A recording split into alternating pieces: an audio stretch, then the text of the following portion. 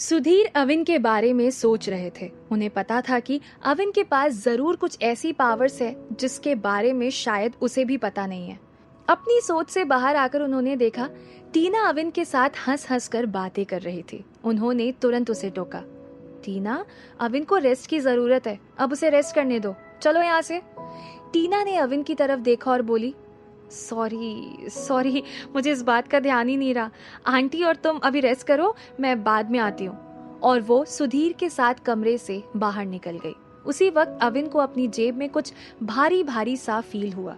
उसने जेब में हाथ डालकर देखा और मन ही मन बोला, अब ये क्या है। जब उसने हाथ बाहर निकाला तो उसके हाथ में एक बॉक्स आ गया। अनु अविन को ही देख रही थी।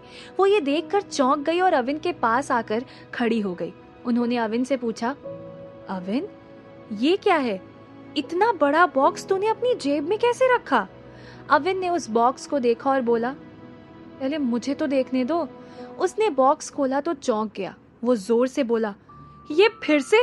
ये तो वही बॉक्स है जिसे लौटाकर मैंने मिस्टर भार्गव के लिए एंटीडोट लिया था, लेकिन ये फिर से मेरे पास क्यों आ गया? अनु अविन का रिएक्शन देख घबरा गई। उन्होंने अविन से पूछा, क्या है अविन ये? अविन ने मन ही मन सोचा, अब मॉम को कैसे कहूँ कि ये क्या है। अनु ने फिर से पूछा, अविन अब बताएगा भी क्या है ये? अविन जबरदस्ती हंस दिया और बोला, कुछ नहीं मॉम, ये वो बस एक ट्रेजर गेम है। ये सुन अनु वापस बेड पर जाकर लेट गई। वो अविन की तरफ देखकर बोली, शादी करने की उम्र हो गई लेकिन फिर भी अभी तक गेम्स खेलने का शौक नहीं गया तेरा। अविन अनु की बात सुन मन ही मन हंस दिया और धीरे से बोला, आप नहीं समझोगी मॉम, ये बहुत ही इंटरेस्टिंग गेम है। ये सोचते हुए वो थोड़ा सा परेशान भी था तो थोड़ा सा खुश भी। अनु को सोते देख अविन ने उस बॉक्स में से फोन निकाला और मन ही मन बोला, कॉल करके पता तो करूं, कहीं ये इस बार भी किसी और के पास से मेरे पास ना आया हो। अविन ने उस फोन से वही नंबर डायल किया। इस बार अविन का कॉल कामेश कोठारी ने पिक किया। कामेश ऑलरेडी बहुत परेशान था, फिर एक अननोन नंबर से कॉल आता देख वो और इरिटेट हो गया। उसने कॉल उठाकर बड़े ही एटीट्यूड के साथ पूछा, कौन बोल रहा है? अविन तुरंत कामेश की आवाज पहचान गया। वो मन ही मन बोला, तो ये बॉक्स कामेश कोठारी के पास था। कामेश बहुत फ्रस्ट्रेट था। अविन ने उसे जवाब नहीं दिया तो वो जोर से चिल्लाया, bastard, who are you? Avin भी उसी टोन में चिल्लाया, तेरा बाप। कामेश ये सुनकर गुस्से से उबलने लगा। वो जोर से चिल्लाया, साले गाली देता है? अविन ये सुनकर मन ही मन हंस दिया और धीरे से बोला, इसे तो मिर्ची लग गई। फिर उसने कामेश को वार्निंग दी, बॉक्स मेरे पास है, वापस चाहिए तो आवाज नीची करके बात कर। तभी अविन की आवाज से अनु का ध्यान उसकी तरफ चला गया। अविन को लगा था कि वो सो गई है, पर ऐसा नहीं था। वो सिर्फ आंखें बंद कर आराम कर रही थी। अविन को किसी से फोन पर इस तरह से बातें करते देखकर वो परेशान हो रही थी। उन्होंने अविन की तरफ देखा। जब अविन की नजर उनसे मिली तो उसने उन्हें इस वक्त चुप रहने का इशारा किया। अनु धीरे से बड़बड़ाई, पता नहीं क्या क्या करता रहता है ये लड़का। तभी अविन ने कामेश को कॉल पर फिर से कहा, मैं ये बॉक्स तुझे वापस कर दूंगा, लेकिन लास्ट टाइम की तरह इस बार भी मेरी कुछ टर्म्स एंड कंडीशंस हैं। कामेश ये सुनकर जोर से बोला, फिर से ब्लैकमेल कर रहा है साले। अविन ने ऊंची आवाज में कहा, ठीक है, तुझे मेरी बात में इंटरेस्ट नहीं है तो कोई बात नहीं, मैं ये बॉक्स अपने पास ही रख लेता हूँ, बाय। ये सुन कामेश हड़बड़ा कर बोले, कॉल मत कट करना प्लीज, मुझे तुम्हारी सारी टर्म्स एंड कंडीशंस मंजूर है। अविन भी खुश होकर खुद से बोला, अब तेरे साथ खेलने में मजा आएगा। कामेश जल्द से जल्द वो बॉक्स हासिल कर लेना चाहता था। उसने अविन से फिर से कहा, अब जल्दी बोलो, कहाँ मिलना है? उसे हड़बड़ाते देख अविन को हंसी आ गई। उसने कामेश से कहा, पहले मेरी टर्म्स एंड कंडीशंस अच्छे से सुन तो ले। ये सुन कामेश ने इरिटेट होकर कहा, जल्दी बोल, तुझे क्या चाहिए? अविन को अब मजा आ रहा था। उसने कामेश के मजे लेते हुए कहा, कुछ नहीं। अविन का ये जवाब सुनकर कामेश बुरी तरह से फ्रस्ट्रेट हो गया। वो बोला, मेरे बाप, तुझे जो कुछ चाहिए बोल दे, लेकिन वो बॉक्स मुझे वापस कर दे। अविन मन ही मन बोला, ये सही है, इसे ये ही करने को कहता हूँ। अविन ने कहा, ठीक है, मैं तुझे बॉक्स वापस कर दूंगा, पहले तू 3 बार जोर जोर से बोल, तू मेरा बाप है। कामेश ये सुनकर जोर से चीखा, ये क्या बकवास है? अविन ने सीरियस टोन में कहा, बकवास नहीं, ये ही मेरी शर्त है। तुझे मंजूर है तो ठीक है, नहीं तो। कामेश हड़बड़ी में चिल्लाया, wait wait wait wait, call cut मत करना। अविन मन ही मन हंस दिया, ठीक है मैं वेट करता हूँ। तन्ना और विजय दोनों ही इस वक्त कामेश के ही पास खड़े थे। अविन की बात सुनकर उसने उन दोनों की तरफ देखा और बोला, लीव मी अलोन, जाओ यहाँ से। कामेश की बात सुनकर तन्ना और विजय दोनों ने एक दूसरे को देखा और फिर वो कामेश को स्ट्रेंज लुक देकर बाहर चले गए। अविन ने काफी देर तक कामेश की आवाज नहीं सुनी तो वो फिर से बोला, बोल रहा है या कॉल कट कर दूं? कामेश ने कहा, वेट अ सेकेंड। अविन खुद से बोला, आई नो कामेश कोठारी, तेरे लिए ये बोलना बहुत ही मुश्किल है।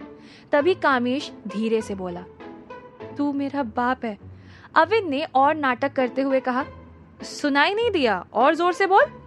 कामेश फ्रस्ट्रेट होकर जोर से बोला, तू मेरा बाप है, तू मेरा बाप है, तू मेरा बाप है। अविन ये सुनकर जोर से हंस दिया। उसने अब रूडली कहा, sorry but I don't have a son like you. ये सुनकर कामेश जोर से चीखा, यू बास्टर्ड। ठीक उसी वक्त अविन ने कॉल कट कर दिया। फोन को देख कामेश एक बार फिर जोर से चीखा, यू बास्टर्ड, सामने आ गया तो जिंदा नहीं छोड़ूंगा। उसके चिल्लाने की आवाज सुन तन्ना और विजय दोनों वापस दौड़कर कामेश के पास आ गए। कामेश गुस्से में बुरी तरह से कांप रहा था। विजय ने उससे पूछा, क्या हुआ भाई? कामेश कुछ नहीं बोला। फिर तन्ना ने उससे पूछा, व्हाट्स रॉन्ग मिस्टर कोठारी, आप जोर जोर से कॉल पर किसे अपना बाप कह रहे थे? कामेश ने तन्ना को घूरा और बोला, यू शट अप। तन्ना मन ही मन बोला, लगता है इसे इसका बाप मिल गया है। विजय ने कामेश से डरते हुए पूछा, क्या डील हुई भाई, वो कहाँ मिलेगा? कामेश ने कहा, हमारे साथ धोखा हुआ है, उसने कॉल कट कर दिया। दूसरी तरफ अविन ने जैसे ही कॉल कट किया तो अनु उसके पास आकर खड़ी हो गई। उन्होंने अविन को देखा और बोली, किसी के साथ फोन पर ऐसा मजाक करना अच्छा नहीं अविन। अविन ने उनसे कहा, मॉम ये गेम का ही पार्ट था, आप टेंशन मत लो। अनु बेड पर बैठ गई और बोली, तेरी कुछ बातें मेरी समझ ही नहीं आती। कुछ बातें आप ना ही समझो तो बेटर है mom.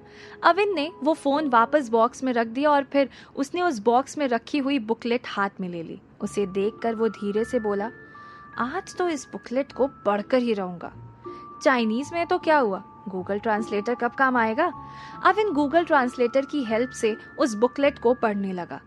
Instruction manual regeneration machine. Avin ने मन ही मन सोचा, अब ये रीजेनरेशन मशीन क्या भला है? बहुत टाइम लगा पर अविन ने वो बुकलेट ट्रांसलेट कर पूरी पढ़ ली थी। वो अब कंफ्यूज्ड और शॉक्ड दोनों था। उसने मन ही मन सोचा, रीजेनरेशन मशीन मतलब ये कोई साइंटिफिक रिसर्च है, वेरी इम्प्रेसिव। इंसान के डैमेज टिश्यू से नया टिश्यू बनाकर उसका नया ऑर्गन ही डेवलप होना, ऐसा तो केवल कहानियों में होता है। इस कोठारी ने तो उस आइडिया से इसे सही में डेवलप कर दिया। अविन ने उस बॉक्स में रखी हुई बॉटल्स बाहर निकाल कर देखी। वो फिर से सोचने लगा, मुझे कोठारी का इंटेंशन ठीक नहीं लग रहा है, वो जरूर इसका मिसयूज करेगा। अविन, इसे अब अपने पास ही रख बेटा, ये अब तेरी प्रॉपर्टी है। इस रीजेनरेशन मशीन का सीक्रेट अब मेरा हुआ कोठारी, अब तो मेरे पास भीख मांगने आएगा। तभी अविन का ध्यान कमरे के बाहर से आती हुई आवाज पर गया। वो खुद से बोला, लगता है टीना किसी के साथ कोई इम्पोर्टेंट डिस्कशन कर रही है, लेकिन ये टीना इतनी ऊंची आवाज में क्यों बोल रही है? अविन ध्यान से बाहर से आती हुई आवाज को सुनने लगा। टीना बोल रही थी, डैड आपको अपनी हेल्थ का भी ध्यान रखना चाहिए, पूरे दिन में आप एक सेकंड भी चैन से नहीं बैठते हैं। अविन मन ही मन बोला, तो टीना मिस्टर सुधीर से बात कर रही है। सुधीर ने टीना से कहा, जो होना है वो होकर ही रहेगा टीना, एक्टिव रहूंगा तो मुझे मरने का डर नहीं रहेगा। अविन ये सुनकर बुरी तरह से चौंक गया। वो खुद से बोला, ये टीना के डैड ऐसा क्यों बोल रहे हैं, क्या हुआ इन्हें? तभी टीना जोर से बोली, डैड आप कम से कम मम्मा के बारे में तो सोचो, वो आपकी मेडिकल रिपोर्ट्स लेकर एक डॉक्टर से दूसरे डॉक्टर के पास दौड़ती रहती हो, और आप हो कि। सुधीर ने टीना की बात वहीं काट दी।